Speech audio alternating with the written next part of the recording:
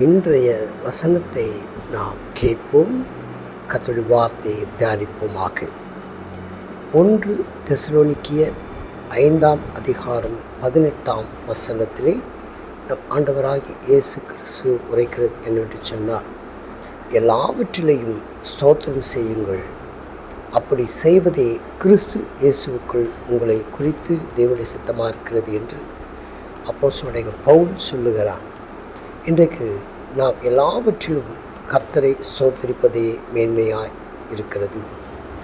நாம் வாழ்க்கையிலே பலவிதமான போராட்டங்கள் வரும்பொழுதெல்லாம், பலவிதமான நெருக்கங்கள் வரும்பொழுதெல்லாம், எது நடந்தாலும் கர்த்தருக்கு நாம் ஸ்தோத்திரத்தோடும் விண்ணப்பத்தோடும் கர்த்தரை நாம் தொழுது கொள்வோம்.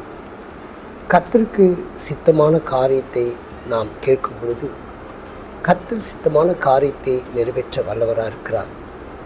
நாம் கர்த்தரை குறித்து எப்பொழுதும் தியானிக்கப்படக்கூடியவர்களாய், அவருடைய சமூகத்தில் எப்பொழுதும் ஆராதிக்கும் துதிக்கவும் நாம் கற்றுக்கொள்ளப்பட வேண்டும். எல்லாவற்றிலும் கர்த்தரை ஸ்தோத்திரிப்பதும், கர்த்தருக்கு நன்றி செலுத்துவதும், கர்த்தருடைய வார்த்தையிலே நிலைத்திருப்பதுமே கர்த்தருக்கு பிரியமாக இருக்கிறது. அந்த ஸ்தோத்திரம் செய்வது கர்த்தரை எப்பொழுதும் மகிமைப்படுத்தக்கூடியதாய் காணப்படுகிறது. கிறிஸ்து இயேசுவுக்குள் உங்களை குறித்து தேவனுடைய சித்தமாக இருக்கிறது. கிறிஸ்து நமக்காக இன்றைக்கு தன்னை அவர் பலியாக்கி கொண்டார். நம்முடைய பாவத்தின் மீறுதலை அவர் தன்னுடைய அடையாள சின்னமான சிலுவை எடுத்துக்கொண்டு நம்முடைய பாவங்களை அவர் சுமந்தார்.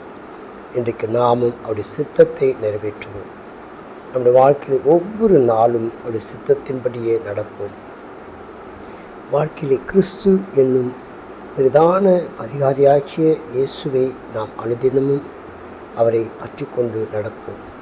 வாழ்க்கையிலே நமக்கு எத்தனையோ இடர்கள் வரலாம், போராட்டங்கள் வரலாம், நம் வாழ்க்கையிலே மனசோர்வுகள் வரலாம், அசதிகள் வரலாம். அப்பொழுது கர்த்தரை ஸ்தோத்திரிப்போம். ஸ்தோத்திர பலி இடுவதே கர்த்தருக்கு பிரியமாக இருக்கிறது. ஒருவன் ஸ்தோத்திரத்தோடு கர்த்தரை தொழுது கொள்வதும் கர்த்தருக்கு பிரியமாக இருக்கிறது. என் அன்பு சகோதரனே, சகோதரியே, உன் உள்ளத்திலே கர்த்தரை ஸ்தோத்திரி.